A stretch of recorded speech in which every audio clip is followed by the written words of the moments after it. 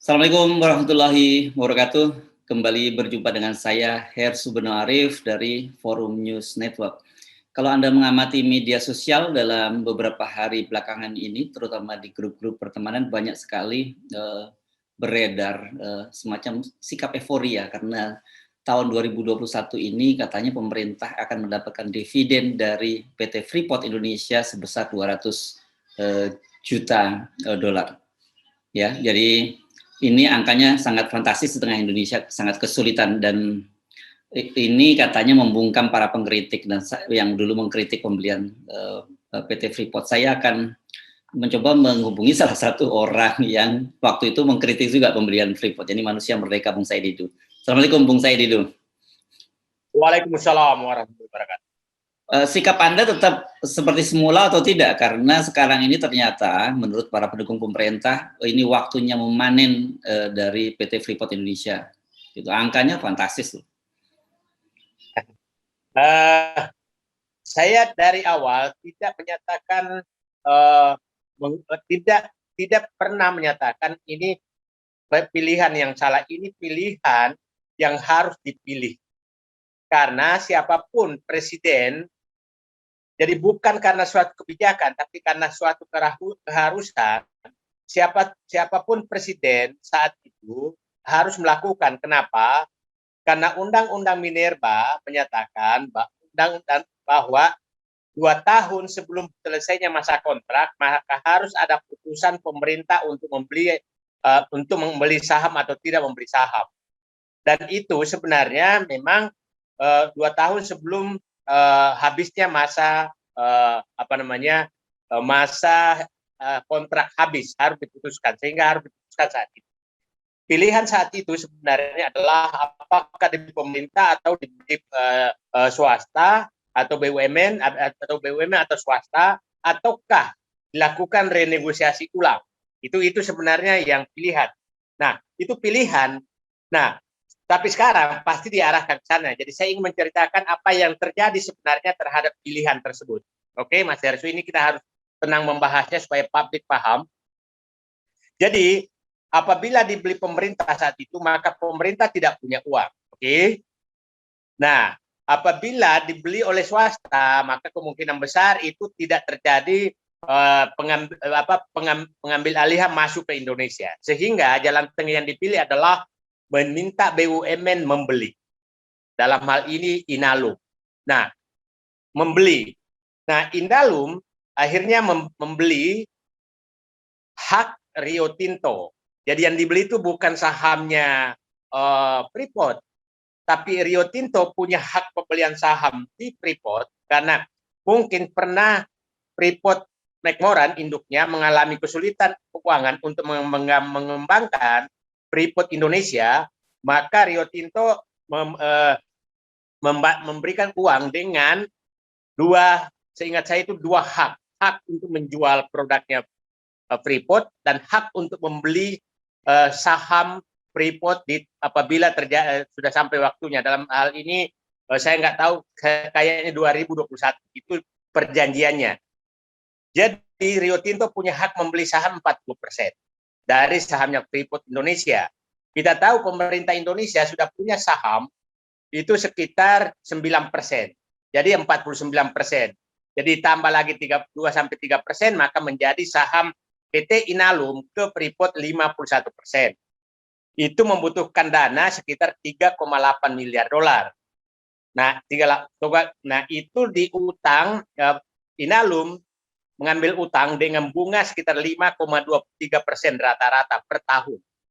5,23% itu cukup tinggi kalau dolar. Ini dolar ya, bukan rupiah. Nah, saat itu, jadi kalau dihitung bunganya, itu kira-kira sekitar 200 juta dolar juga per tahun.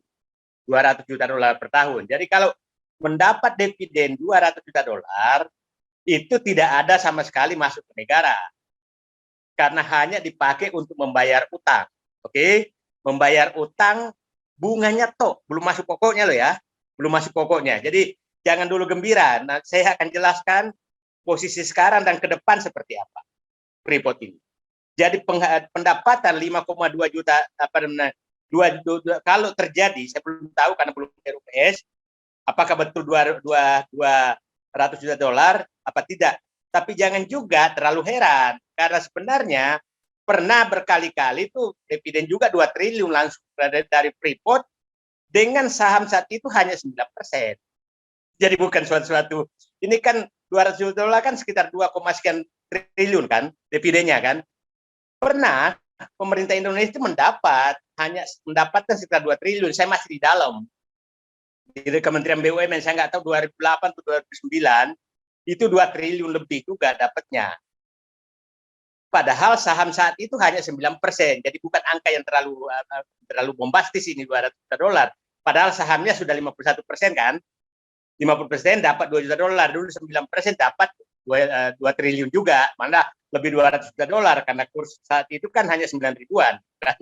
Jadi mungkin saat itu 250 sampai 300 juta dolar. Nah sekarang untuk kita dapat informasi bahwa Freeport dalam hal ini, jadi ini kan Inalum ngambil utang untuk membeli saham Rio Tinto dan sedikit saham Freeport, oke? Ya, hak partisipasi ya, sebutnya ya. Partisipasi. Nah, partisipasi bungkusnya adalah hak beli, ulah bahasa dia punya hak untuk membeli saham, memiliki saham. Bahasa gampangnya ya. Ya. Nah, sekarang karena mau membangun PT Freeport minta utang kira-kira mencari utang 2,5 sampai 3 miliar dolar lagi. Ya, ingat ya, saya bedakan ya. Utang Inalum sebagai induk untuk membeli saham Freeport itu 4 miliar dolar. Ini utang Freeport nih. Itu kira-kira butuh 2,5 sampai 3 miliar dolar untuk membangun tambang bawah tanah dan smelter, gitu kan? Itu nah, sehingga total utang menjadi 7,5 miliar dolar. Oke. 7,5 miliar dolar. Kalau total utang 7,5 miliar dolar, anggaplah betul bahwa sekarang rata-rata bunga 5%, berarti kan butuh keuntungan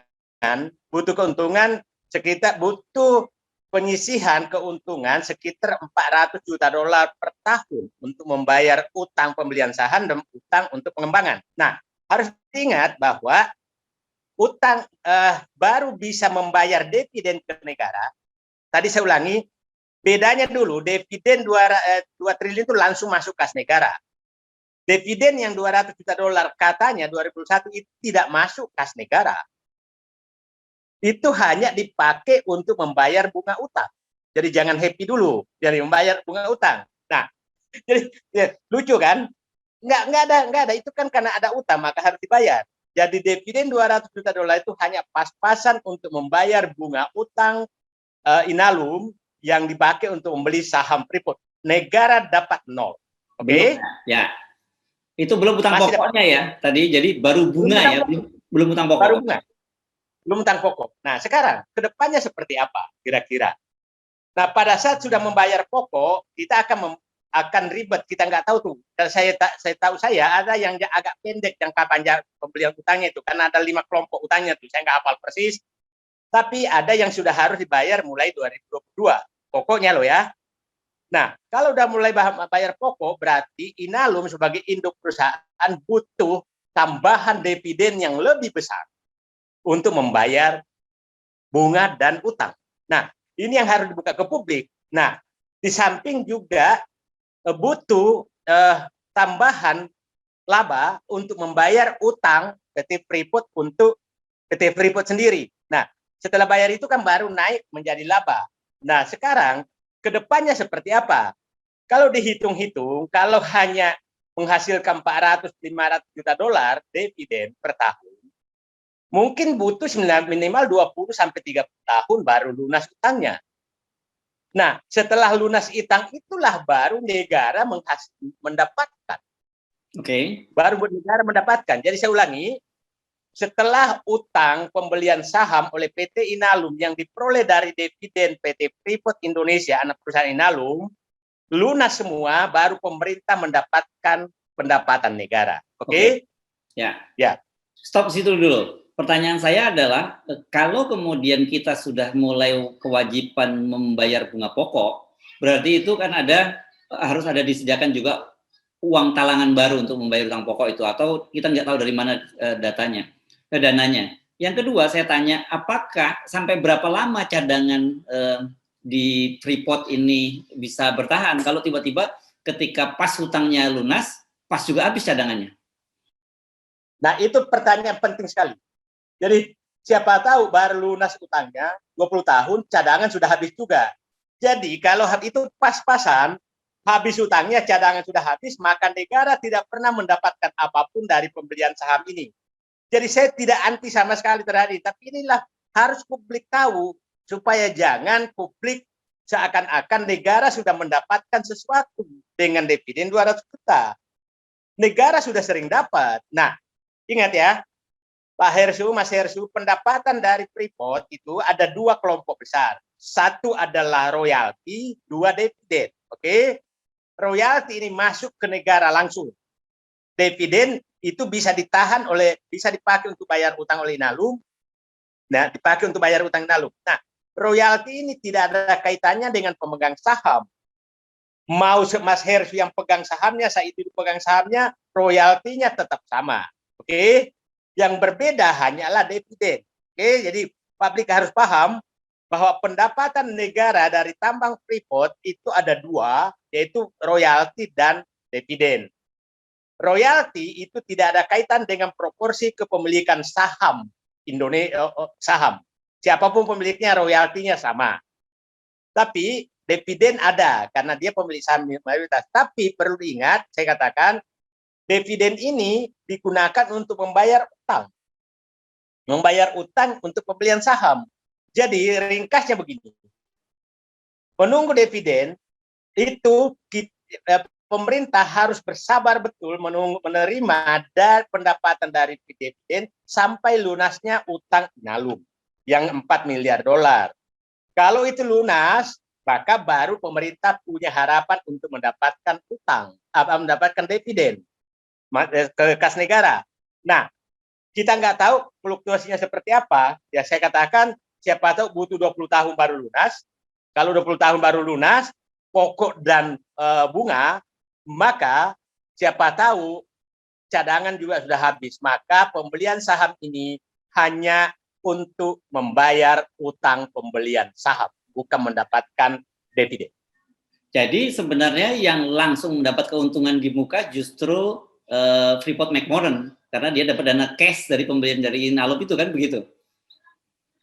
Nah, kita nggak tahu berapa pembeliannya dulu Rio Tinto. Siapa tahu Rio Tinto juga dapat. Kita nggak tahu Rio Tinto bisa dapat kan. Ini kan membeli dari Rio Tinto. Saya nggak tahu Rio Tinto ya yang dibeli ya, saham partisipasi Rio Tinto ya. Ya, Freeport McMoran juga dapat dari apa namanya, dari yang 2-3%. Yang menarik sebenarnya adalah bahwa dengan pembelian ini, dua hal yang sangat dihindari dulu Freeport itu adalah membangun smelter.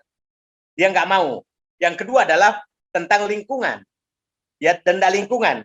Kita tahu bahwa setelah pembelian ini, dua-duanya bebas. Jadi sebenarnya Freeport tuh untung. Jadi untungnya begini. Freeport tidak kekurangan saham sama sekali. Karena yang dibeli Indonesia bukan Freeport, Rio Tinto. Oke? Tapi dia kehilangan dua kewajiban yang nilainya ratusan triliun. Ya, kita tahu bahwa Kementerian KLH dulu mengumumkan bahwa denda lingkungannya kan 181 triliun. Setelah dibeli Indonesia kan bebas. Jadi dia untung dari denda dan kewajiban membangun smelter. Oke? Dan dia tidak kehilangan apa-apa. Tidak kehilangan apa-apa karena kalaupun dia Indonesia nggak beli, Rio itu yang beli. Nah, jadi menurut saya ya secara politik seakan-akan berhasil, tapi sebenarnya Freeport nggak kehilangan apapun, malah mendapatkan pembebasan kewajiban yang ratusan triliun. Ya. Dan sekarang itu kalau mungkin karena Indonesia sebagai pemilik saham dan kalau ada kewajiban untuk memperbaiki lingkungan itu kan otomatis dia juga mendapatkan beban itu kan, Bang Saidi, jadinya. Saya dapat, kan dulu kan saya sudah keluar keputusan Menteri KLH bahwa sudah bebas. Oh, dibebaskan ya? Bebaskan, jadi sudah nggak ada.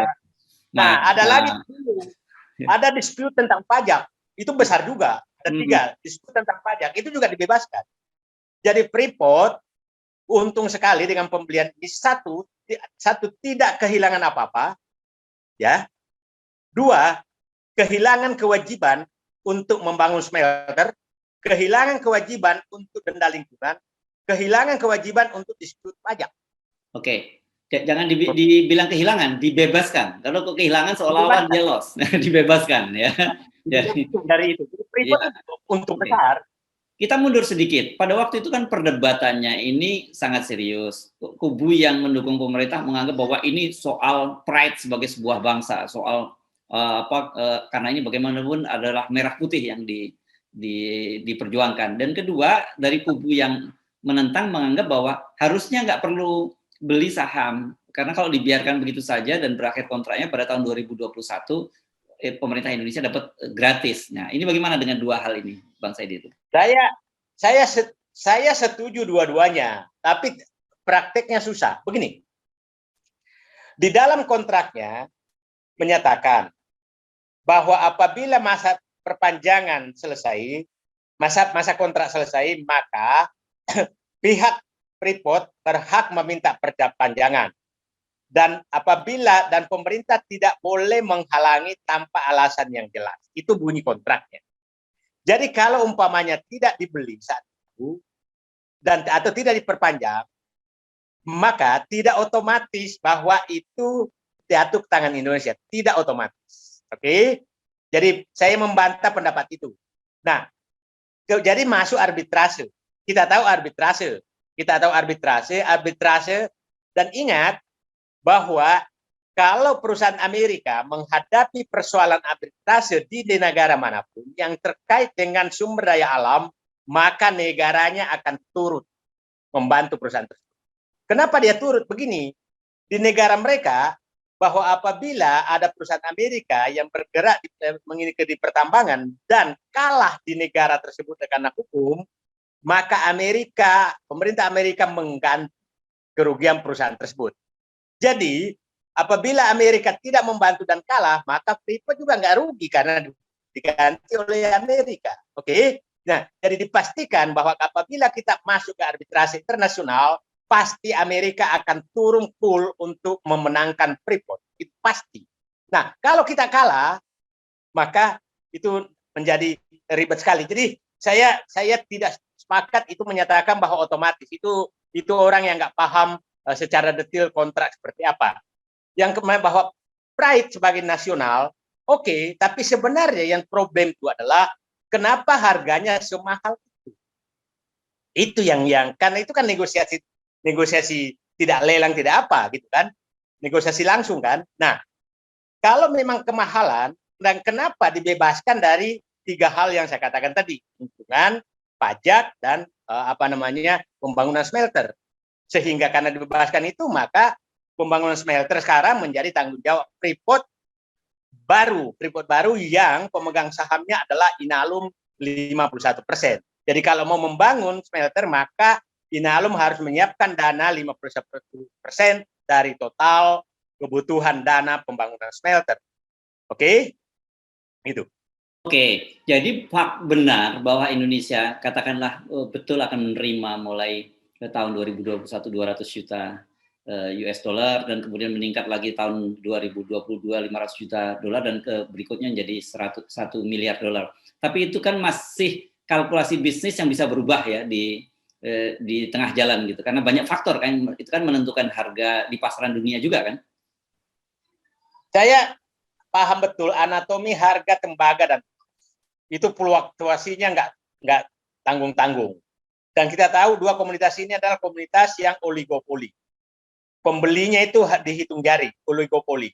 Nah, kita nggak tahu seperti apa nanti terjadinya. Mudah-mudahan benar terjadi, bahwa hitungan itu benar. Karena kalau bisa telusuri, untungnya Freeport itu berfluktuasi. Pernah juga rugi besar-besaran waktu masih normal, masih di Amerika yang pegang. Nah, kita tidak tahu apa yang terjadi, itu hitungan di atas kertas seperti apa. Nah, yang penting publik tahu bahwa sampai dengan lunasnya utang Inalum untuk pembelian saham Freeport, pemerintah atau rakyat Indonesia tidak mendapatkan apa-apa dari DP.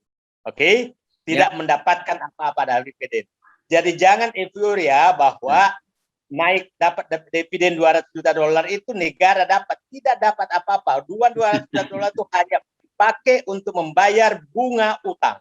Jadi 200 juta itu dipakai untuk orang asing yang punya uang di Indonesia.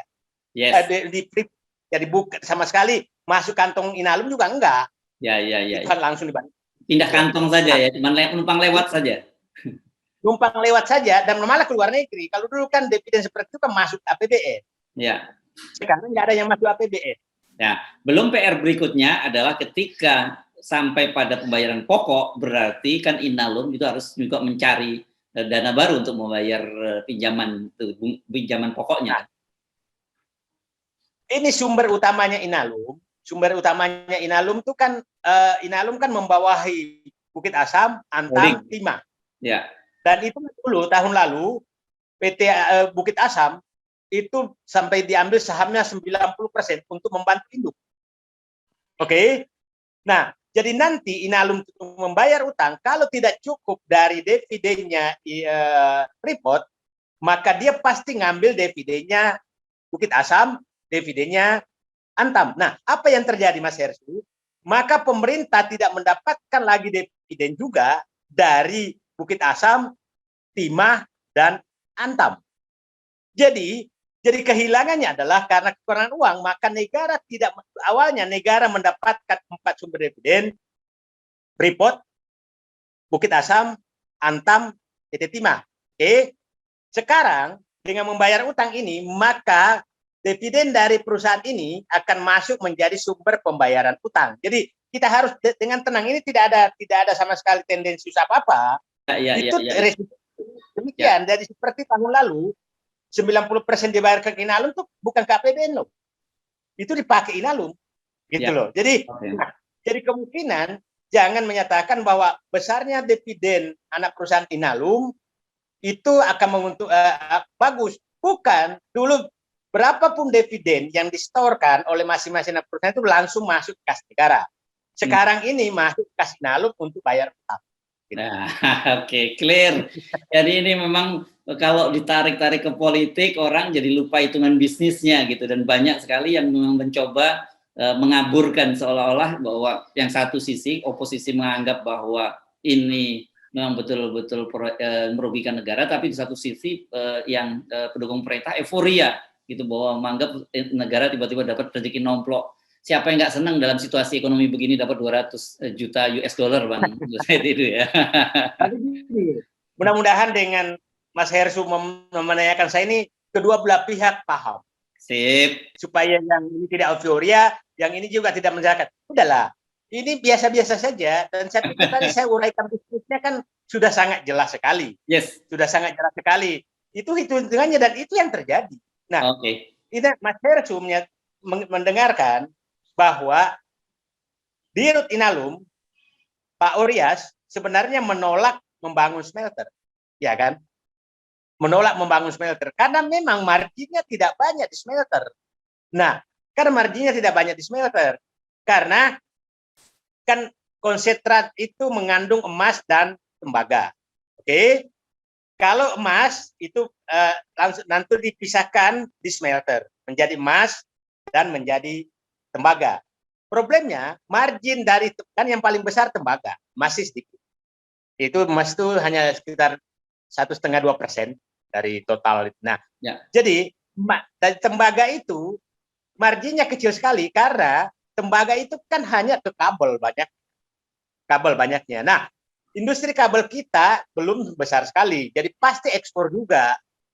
Ekspor juga. Nah, yang menarik adalah yang perlu kita waspadai dalam arti ini bukan berarti bahwa smelter katanya akan dibangun perusahaan Cina, di Halmahera Utara, tembaga, berarti bahan bakunya Freeport, ya.